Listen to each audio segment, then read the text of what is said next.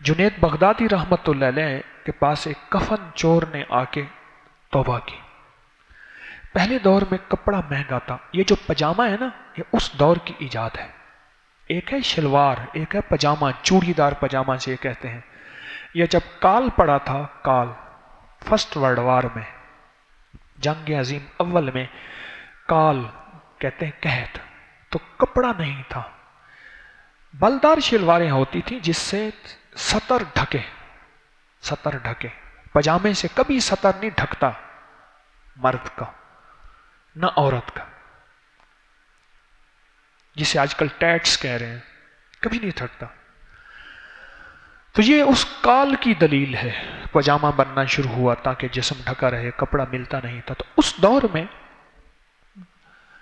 تو کپڑے کی فراوانی تو ہماری سب سے پہلی جو مل تھی کالونی ٹیکسٹائل مل تھی پاکستان کی، ملتان والی کالونی ٹیکسٹائل مل، پھر تو ملوں کا جال بچھ گیا۔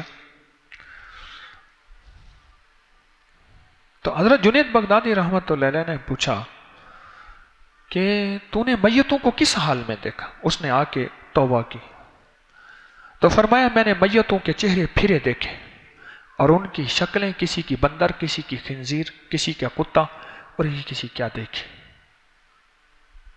کفن چور نے کہا میں نے میتوں کی شکلیں بدلی دیکھی، چہرے بدلے دیکھے، قبلہ کی طرف کر کے آتے تھے، جب میں گیا تھا قبلے کی طرف نہیں ہوتا تھا، اور ان کے چہرے بدلے دیکھے اور شکلیں بدلے دیکھی۔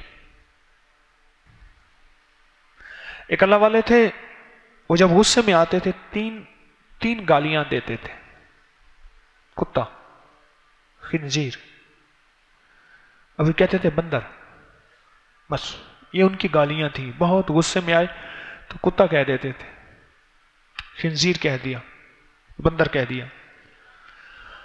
عام آدمی کو اس کی سمجھ نہیں آتی تھی، یہ کیا بات فرما رہے، یہ کیا ہے کیا، عام انسان کو اس کی سمجھ نہیں آتی تھی۔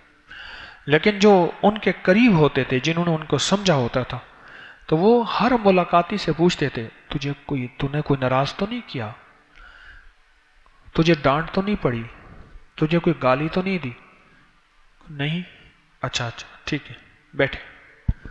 جو اندر سے باہر آتا تھا اور جو کہہ دیتا تھا میں کتا ہوں، مجھے کتا کہا، تو کہتا فکر کر، جلدی کر اپنے ایمان کا، انہوں نے جو تیرے اندر دیکھا ہے وہی بیان کیا ہے، اور اگر ڈاکٹر جو اندر دیکھے وہ تشخیص کر کے بیان کرے، اس کو تو واہ واہ کہتے ہیں، ایک بڑی بیماری پہچانی جی، ایسے دیکھا، ایسے کر کے نچوڑ رکھ کے بیماری پہچان کے بتا دے۔ اگر روحانی معالج تشخیص کر کے کوئی بیماری پہچان کے بتا دے تو وہ کہتے ہیں ہمیں تو کتا کہہ دیا۔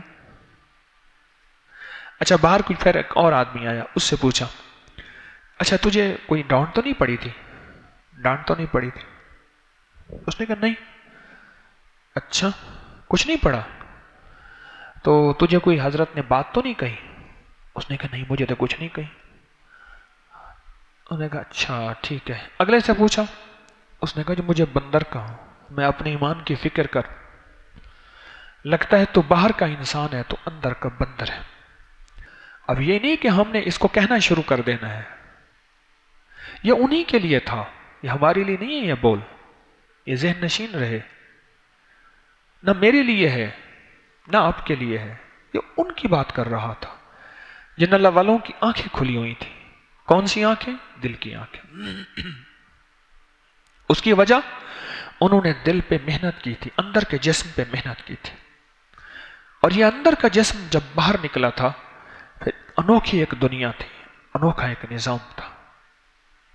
وَعَبْقَرِيٍّ حِسَانٍ